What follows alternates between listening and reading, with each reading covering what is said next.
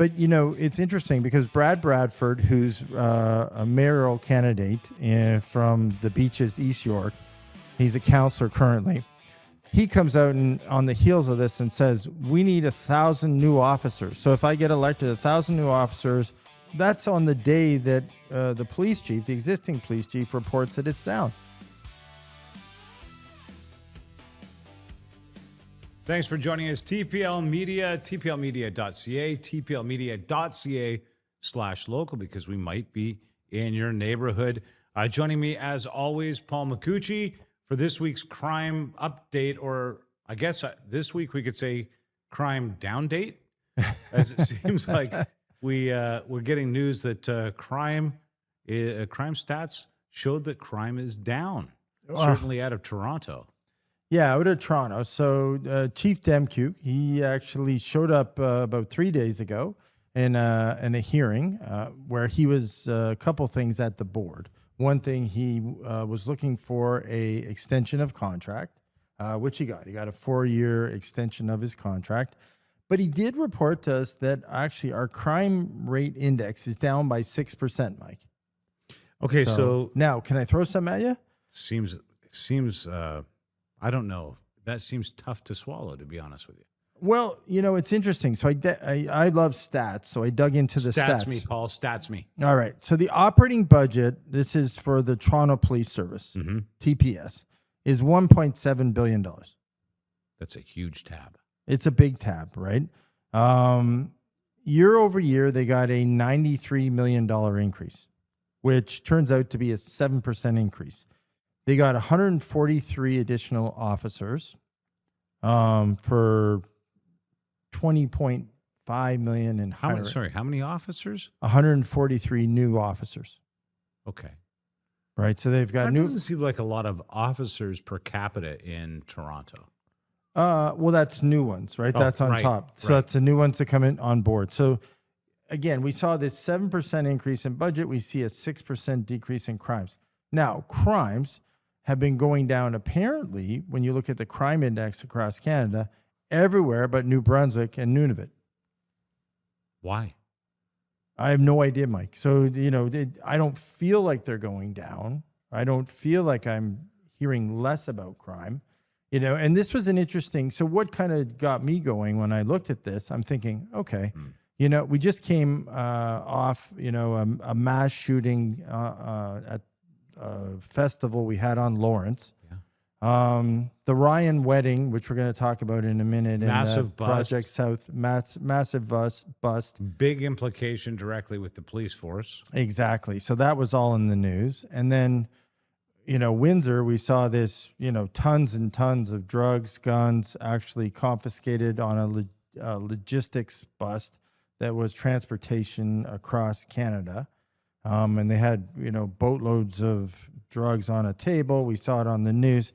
So I'm thinking to myself, well, man, everything I see. So when I watch, news and TV, I seem to be seeing a lot of crime. Then I started to think to myself, am I just being fed so much crime that my mind is telling me? Because the stats don't support match the news. The news. Not the news, but the percentage of news time dedicated to and the number of stories dedicated to crime. Right.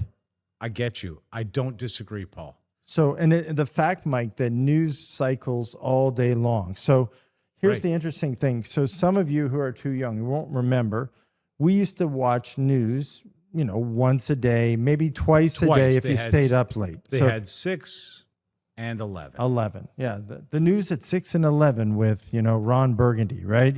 Yeah. So that's what we used to watch. Your kids are drinking lead in their water at school. More news at 11. Remember they used to catch you with a headline and you'd be like, oh. Yeah. Well, I'm going to wait up an extra hour because I want to see what they're talking about. Right. So you used to watch. So then once you processed it, you went to bed or you ate dinner or you went outside and, played tennis or you did something. Or you went into your garage and worked on your car. You listened to the radio. The radio, quite frankly, in those days, you used to listen to sports. So you used to listen Sports to a or baseball music, yeah, game or yeah. whatever. My dad But it would, wasn't news around the clock. no, my dad would have a Yankees game on, quite Yep. frankly, or a baseball game before the Blue Jays. We'd listen to the Maple Leaf games in the winter, and then off we go. Now, I was thinking this weekend as we were getting ready for the show, all weekend, these news stations process the same news, and they cut off at 6. So their live news goes from like 6, or on the weekends from 8 in the morning to, 6 at night. Right. And then it cycles all night. So when you have it on at night or when you go through it, you're not getting any new news. You're just getting the news from the day that's cycling through. So you're seeing the same crimes, the same incidents, the same things. So is part of that the stats? Because the stats don't jive. Well, I don't. Hold on. I think you're right. Okay. I think the thank you. stats. Yeah, I don't know. think the I don't know if stats I am. and the news are disconnected. The report that you and I watched, God bless John Musselman at CTV News. Right. He got on there and he gave us the stats. He didn't really dive into why does it feel like this or that.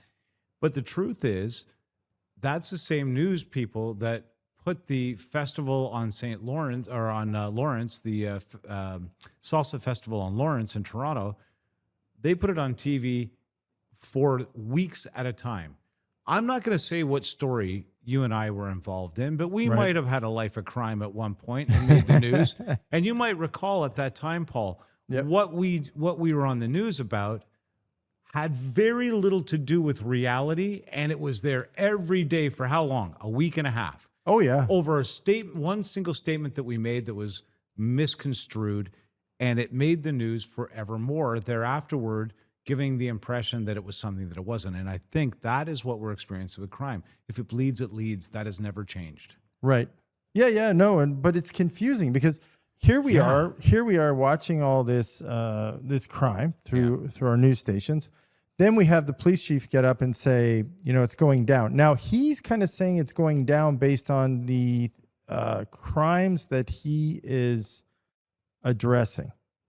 So that's the devil's in the details. So he's not talking about convictions. He's not talking about charges. No, these are based solely on crimes reported. Reported, right? Yeah. So now that makes it confusing because the definition of reported. So Also, where do these stats begin and end? Yeah. Like that's how true. recently, Well, this was 2025, I think, Mike, is where he was reporting on. But to your point, and you've given a shout out the police chief of Vancouver. Yes, Steve Ray. Right. So shout out to him because, like it or not, he actually does an amazing job of analytics. So when you go on the Vancouver site and you take a look, again, he's reporting crimes are down too. Mm-hmm. And he's got this new task force barrage that he's trying to go against gangs and everything else. So, he's working at it, but he's also very meticulous in his analytics by type of crime. I noticed that. And even specificity to the point where neighborhoods, you can triangulate a neighborhood and find out what's been going on there as recently as in the last month. Yes. Well, and there's a lot of police forces across Canada who are trying to do the same. But I think we need a consistent measurement tool so we can really tell the definitions, what we're reporting on, periods, all those things, because crime stats tend to lag. No, So I when would you agree. see crime stats, they tend to lag. We're now, it's interesting. We were doing it the other day. We passed, the 160th day of remaining in the year. So, we're more than halfway through the year. We don't have crimes. We're just getting crime stats for 2025 from some of the jurisdictions, not all of them even, Mike. So, But if these are only on reporting, we could do reporting at the end of the week. It's all computerized. The reports are all numbered. It would be easy to see where the numbers began and ended. And I'm not, by the way, this is not a critique of policing in Toronto at all or anywhere in Canada. It's just that, it feels like hogwash up against the backdrop of a violent summer. So even more confusing, Mike. So this is, and I'm using Toronto as an example here. So because I'm not picking on them because I do like the crew there, but it's interesting because Brad Bradford, who's a mayoral candidate from the Beaches, East York, he's a councillor currently. he comes out and on the heels of this and says, we need 1,000 new officers. So if I get elected, 1,000 new officers, because there's staffing concerns, there's issues, they're basically under staffed. Why? Crime is down. And I'm thinking, why do well, we need to? so that's on the day that the police chief, the existing police chief, reports that it's down. So then I'm looking at it, I'm thinking, okay, I'm really confused. Excuse me. I'm super confused now, because how do we get to one candidate thinking we need 1,000, which is that's how many, I think, RCMP we asked for last year in the federal budget to come into play. Right. He's asking for Toronto alone to get 1,000 people into play. So who's going to, now this is the interesting part. So now it's become trendy for mayors now to not be part of the police boards. Well, you mentioned to me that Carolyn Parrish walked away based on protest of the upcoming budget. Yes. Well, Olivia Chow as a representative on the police board. So I'm just, there's a few. I'm not picking on them either. There's a multiple number of mayors who don't sit on police boards now. They don't want to be too close to crime. But Bradford said he wants to, no? Well, his proposal is that every mayor should sit on the police board. And they should. If you're going to fund, fair. if your job is to actually public safety, how can you do it well when you don't sit directly on the police board? Whether you like the budget, don't like the budget, whether you like what the police chief's doing or don't like the police chief, you should have a vote on the board to try to determine or direct that group to actually, increase safety in your community. I don't disagree. So I don't know I don't know how that we allowed that to happen. It was kind of funny when it was a weird kind of coming into the weekend. You got these stats saying it's going down. You got him saying 1,000 people. You got all of a sudden he's talking about the fact that, and I kind of looked into it when he said it because I was like skeptical. I went and I Googled it. I'm like, ooh, mayors don't sit on police boards. When did that start? I just assumed that they did. Well, they did. They used to. And honestly, it was kind of like given in my mind. And then I'm like, oh, why doesn't that happen? If they're funding it, they should definitely have eyes on it. Yeah. Now, there is this push for more rec centers and more early involvement with people to try to get kids and that off the street. Okay, but crime is down, right? Yeah, crime is down. And it's interesting. So I'll keep saying it until we believe it, Paul. But on the heels of this morning, hate crime is up. So we got up this morning and now we're hearing hate crime is up. So quite frankly, we're hearing now the definition of hate crime has changed over the last year. So that's the other thing I think we need to. Well, these aren't crimes. That's the other thing. These aren't crimes. These are crimes reported, not convictions, not charges, not arrests. Right. Crimes reported, not convictions. None of that is part of that thought process, right? So how about this? Why don't we have one set of stats based on one set of definitions? Therefore, we can create a benchmark and figure out where our hot zones are. Like it just seems, Mike, again, it's frustrating because we're all over the place on this one. I have to tell you, much like you, I feel like it seems impossible that crime overall is down. But is that the optics that you're getting? See, maybe your brain is telling you it's up because you keep seeing it. I think that is it. Brain, and I'm now going to question. After this conversation that we had pre-show, I'm really going to dig into it. We're going to spend some time and really dig in. And I think what needs to happen now is someone's got to go across. There's got to be someone doing it. Someone's got to go across and ask each of the jurisdictions, each of the provinces and territories, what are their reported crime stats for 2025 based on what definitions? Yeah, I think you're standardizing a definition of what is the crime index. The Crime Severity Index itself is a complex, confusing thing. It's based on it's an algorithm, right? Yes. So, the other thing that I will say is this: if it is that we are constantly seeing this barrage of crime through the reporting that's on TV, it's lazy, and you need to know if you're consuming media like that maybe the first 6 minutes of the news is worthwhile because you're getting updated. But if you watch more than 6 minutes of that news or you continue watching it, you're going to get the same 6 minutes, 30 minutes of conjecture, the same 6 minutes, 30 minutes of conjecture. It doesn't really make a lot of sense to the brain. I have to say, I think that plays in heavily here. The media is being lazy about actually doing journalism, and they fill the gaps with, don't forget there was a crime. Don't forget there was a crime. Okay, follow it up 3 weeks later. Tell me how the charges went. No. There's another crime you have to look at. And so we only focus on the most recent thing, and then we beat the living hell out of it. That, I think, is a lot of what's going on. If crime is going down, nobody's getting credit for it as it's happening. Okay, so if crime's going down, so now we spent, it's interesting because now we're saying we're getting record low amounts of crime. So when you look and you go through Vancouver and, as I mentioned, every province except for two and territory except for two are saying that crime is down almost, it's almost in the double digits. Yeah. So now we're seeing the reduction of crime. So, follow me through on this one. So now is it time to reduce spending or level set spending? Are we at the point where we've actually, so have we increased our technology and our staffing and have we, because I don't feel that way, Mike. So if you had asked me before we started into this show, I would have said, no, we're increasing it because crime is increasing. Well, somebody in the office asked today, do you think it's down because immigration is down? I don't know. I don't know that immigration really is down. I think the same amount of people are still here, and this was a year ago, so I don't think we've had any effect on that. I don't see any. Honestly, I didn't buy into that personally. No. I do quite a few immigration shows. I didn't see, and quite frankly, I don't hear that, except for a couple places, in Canada. Mm-hmm.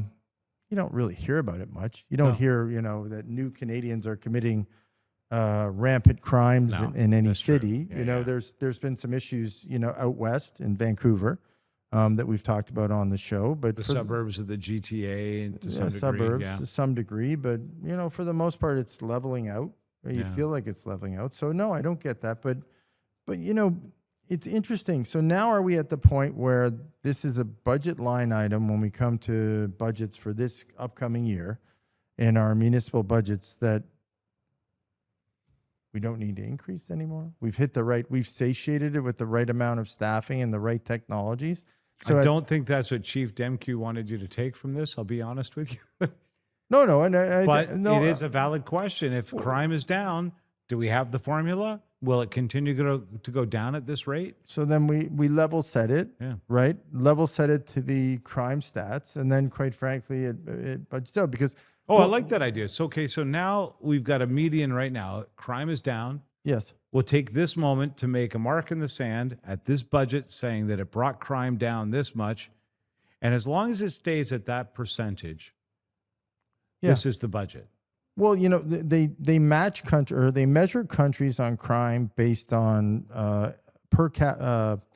number of crimes per 100,000 people. Yeah. So that's how they kind of take a look. Canada is very low on that metrics to begin with. So we've always been a fairly safe country because our crimes per 100,000 have been low, regardless of what the crime is. That's kind of how they look at it. That is worth noting, yeah. So now as we're kind of level setting down, is it time to say, okay, because there's been arguments across Canada about increases in property tax to deal with crime. So, there was that, I think that's what the gentleman before the show was alluding to. One of the issues was we've seen immigration go up, we've seen housing challenges, we've seen all these things. Therefore, the offset or the outcome of that is crime.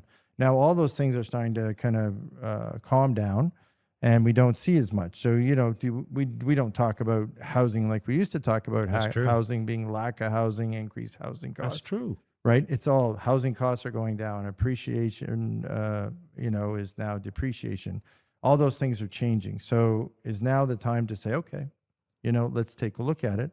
Now, the thing that kind of interested me, that, I thought when he did his summary on in this case, we would find drug crimes going way up. I thought so too, based on how much of it we see on. I mean, I've seen more drug busts in the last 4 months yes, than ever before. Well, and I was an advocate. Remember, Mike, I was kind of on a show and I was, just outraged. I'm like, okay, how many highways are there from the west? One highway, man. How many highways relatively from the east coast? Really one as well. Right. How many in from Windsor? Same highway. Exactly. So we're really kind of a one highway country, right? If you really want to deal with logistics and trafficking and all those things, whether it be x-rays, whether it be scenting, whatever it is, there's ways to deal with it, right? Right. And as a kid, it's true. We've got an instant thoroughfare of inspection we could be taking advantage of. Well, the crazy part of this, and I've always said this to you, when I was a kid, I mentioned my dad was a truck driver. We traveled all over the place, and I remember as a kid spending a crazy amount of time at weight scales. So, it used to be going down the road and then the green light would be going off or the weight scales are open and you divert into the weight scale. You'd weigh out, you get a fine if your load was overweight for what the rating, what the capacity was and the weight for the road, the highway. So, and every once in a while my dad would be cursing and swearing because they issued him a fine, right? And then off you'd go. Well, we just went from Toronto to St. John's, right, to the tip of Canada. Nothing. No weight scales. No truck pullovers. Nothing open. Nothing there. I can't disagree. All the way to the west, save for one speeding ticket given to yours truly, I didn't really see any police activity, any road inspection. In fact, we saw trucks pulled over to the side of the road, putting water on their brakes, and nobody inspecting those brakes on the trucks. Like, why would water be on the brakes? I guess by the time you're scaring me, Mike. It was terrifying. What would be the reason? So they're going down the mountain. The brakes are overheating. The brake system's overheating. And you see them pulled over and literally putting water on the overheated parts of their vehicle. So, I mean, that wasn't even getting any attention from the municipality or from the police. So I once did a project. I got to tell you this story. I once did a construction project, and they had a power generation plant in the building. It was a small one, but it was actually ran the whole block of buildings. And the crazy thing is, the guys who came up with this scheme of the power generation plant had cooling issues, so they couldn't get them under control. So their temporary solution, which ended up being a permanent solution for over 3 years, was to have some guy sit on a chair with a hose and spray down Come on, really? The generators from overheating with cold water, right? So is it because this sounds like the same thing, Mike? Wow. This sounds kind of wacky, right? Yeah, and, it was just it's a bad solution. And I always remember taking people on tours because this was this was a massive project. It was over $500 million project, and I would take people on tours and we'd walk by the guy in the chair with the hose, right? That's the hose, right? And people would always ask me, "What's that? What exactly is he doing?" Right? And I'd make up a story because I was so embarrassed that this was actually taking place. And there was lawsuits over this, and it was a very difficult thing because they couldn't get it fixed, right? But the only way to keep it going without blowing up was to keep cooling it. So that's what they're doing with the trucks. That's basically. Exactly what they're doing. Yeah. So they pull over. You see that with the buckets. Anyway, and bottles of water. And so even that, like I say, no attention on it. All right, let's have a look at what's happening across the country. Here's the crime blotter for this week. I'll run through you got it. A couple of them for you here. 139. This is one of those stories, Paul, that kind of makes you think crime is on a rampage, although it's not apparently. $139 million cross-border drug investigation, multiple communities across Ontario. Police announced that 21 people have been charged following 22 search warrants across Ontario. Authorities reported seizing almost 1.7 tons of illegal drugs, 973 kilograms of cocaine, and 660 kilograms of methamphetamine with an estimated street value of $139 million. There you go. I mean, how, after seizures this size, you wonder if there's any more drugs to be bought in this country. It's incredible. It, to me, kind of illustrates that we're just a halfway point between here and where they're going to land. First-degree murder charge in North Preston shooting just outside of Halifax. Police arrested 29-year-old Cole Harbour man charged with first-degree murder in the connection with the November 2025 shooting death of a 28-year-old Jaden Tins in North Preston. Now, here is what's interesting. This is almost 7-8 months after the original arrest, and some suspect it's because the charge just fell off the Oh, ouch. investigation table. Okay. Now a charge has been laid there. This one's very interesting. An 80-year-old man was found not criminally responsible, and you might remember he killed a superintendent at his apartment building, and the judge has determined that mental illness prevented him from making a rational choice, despite understanding that the act would be considered wrong. Wow. So, even though they knew that it would be considered wrong, it was still one of those moments where he got off. It was close enough to the wire in the judge's opinion. Yeah, he knew it was the wrong thing to do. Still, we're going to let him off. Ontario Provincial Police and 25 local police services announced more than 200 charges against 63 people in a province-wide online child exploitation investigation, which was conducted during June. 154 investigations are still ongoing now, even that the release of the information is there. And I told you, and we talked about this, that on our journey out west, we noticed a lot of trafficking, human trafficking, child exploitation warnings, all along that very same highway. Wow. That, and then one last one. I'll let you focus on this one on the blotter this week, if you don't mind, Paul, with Project South. Give me an update on that. Yeah. So this is, we've all heard about this. This is the one where York Police charged 7 serving police officers, 1 retired officer, and 20 civilians. And this one's been linked to Ryan Wedding. Right. So this one kind of came around. The Crown bypassed preliminary hearings via indictments to send 5 active officers and 1 retired officer straight to Superior Court trial. So this one's picking up steam. It did go to trial. Now, the one gentleman who pled guilty, so he actually has been convicted already, and he was an existing police officer, and he had stole cell phones and property from a police station to actually send information to the gang in order to facilitate. So this is the one with the prison officer. Yeah, he made the prison. They wanted info on the prison guard, so because they were he was shutting stuff They were going down. to shoot him at home. Yeah. And so the bust happened, but now it's going to court. So it's picking up steam now. And as it's going, you're hearing more and more details. The U.S. and the Canadian drug enforcement actually have a bunch of things they're about to release. So this one's pending, and we're going to hear more about it over the next few months. But this one just keeps getting muddier and muddier, and more is coming into this. Yeah. So again, this is an interesting one where, we just talked about the announcement that our crime rates have gone down. But, only a couple months ago was the same group kind of sitting at a podium telling us they had to clean up everything. Yeah, that's crime rates among civilians, Paul. Yeah. I don't know again, this is the importance of getting these stats into place, Mike. Also, full reporting is a big deal. I mean, when you say it's a muddy scenario, that's because, no, this is clear.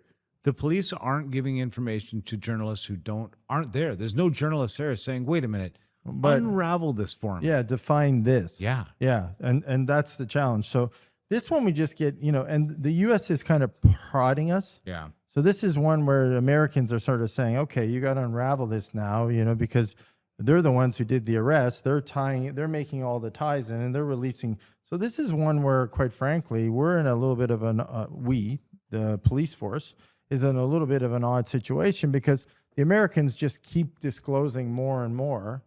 And we're kind of stuck responding to why it happened, who's involved on our side. Instead of actually reporting it, we're bringing it forth ourselves. No, it's unraveling. It's unraveling from south of the border. That's why they're calling it Project South. And it's actually hitting here, and we're seeing the outcome of it. Every week we have at least one wackadoodle story. Isaiah Adams, thank you for providing this week's NFL, pro football player for the Cardinals, Isaiah Adams, offensive Explain. lineman. What? Actually, I'm not a football guy. Is he kind of a big deal? yeah, he's a really big deal. Young player, signed a rookie contract, 1.3 million a year, 4-year deal. So it's roughly, a $6 million, $5.9 million deal. Has a So he's doing okay. bright future ahead Yeah. of him. How old is he? Young guy, 25? 25. Right. Caught with, a family member. It is, I assume, from what's said. But the kind of odd part of it, when they actually they found 3 kilograms of fentanyl In the vehicle that he was in the vehicle he's in. They go back Okay. and search the house that he's staying at or living at, and they find a oversized cartridge for a stolen weapon from Georgia, and they find an Uzi. Like an Uzi, not many people. Who's looking for trouble out here? Not many people in Pickering, or I think it was Pickering. Not many people in Pickering, have to arm themselves with an Uzi. So it's a kind of an odd story. He is back at training camp in the U.S. Which leads you to believe maybe they have So- sort of cleared him on this, or I don't know what's his going lawyer on. said, yeah, no, he had nothing to do with it. I don't know, but it's a very odd one for the week. When you saw it, you're like, wow, why would anyone, and for the speculated. kids at home, right? Those are the ones, I always have that conversation, my son, I say to him, hey, if you suspect something weird, the best thing is to, no, and, I used to, it's kind of funny. And that's advice I got from my dad, but I always used to use it. If I went to a party and I had a funny inkling of something was not right, I would just go home. Right. You know what I mean? Like, so if something caught me funny, like someone did something or someone was off or something was, I would just, in those days, we used to have a lot of house parties. So I would just vacate. And people would say, well, you just dropped by. And I say, yeah, I took a rain check tonight. I'll see you another night, right? And they call me the next day. Like, I would just go, Hey, man, you're not going to believe what happened last night. Such and such went through the coffee table. I'm glad I left 2 hours earlier, right? On that note, Isaiah Adams' instincts may not be good. I have a feeling he just got his family or whomever it is that's around him here in Canada was up to something, and he got dragged in by the sounds of it. I hope that he's free and clear. But, and here's another note to the kids.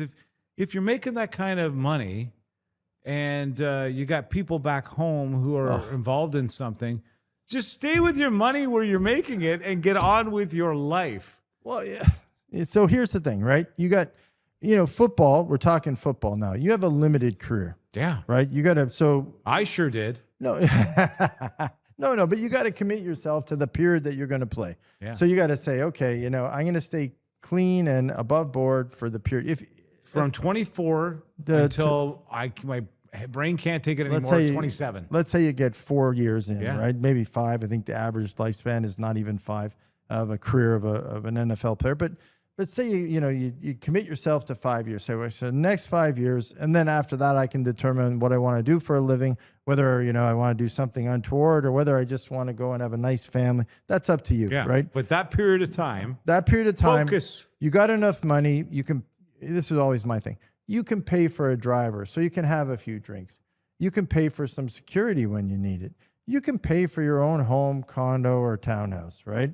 You don't really need. And quite frankly, as far as friends go, when you're making that kind of money in the NFL, you got to pick really, listen, be choosy, right? Frankly, you're kind of on your own. Like, for those 5 years, you're depending on yourself. You're not really, you can't, the hanger-ons, you got to be careful about, because quite frankly, those are the ones that kind of take you down. I agree. You got to relax, have your career. The benefits to having a nice, clean career, and that's where they have mentorship programs for the NFL players now. I think they're wonderful, where guys come in and talk about mistakes they made. Yeah.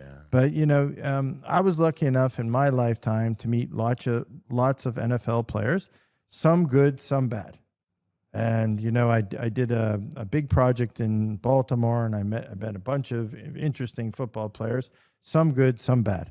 And quite frankly, you got to be very choosy, because you don't know where they come from and what they're into.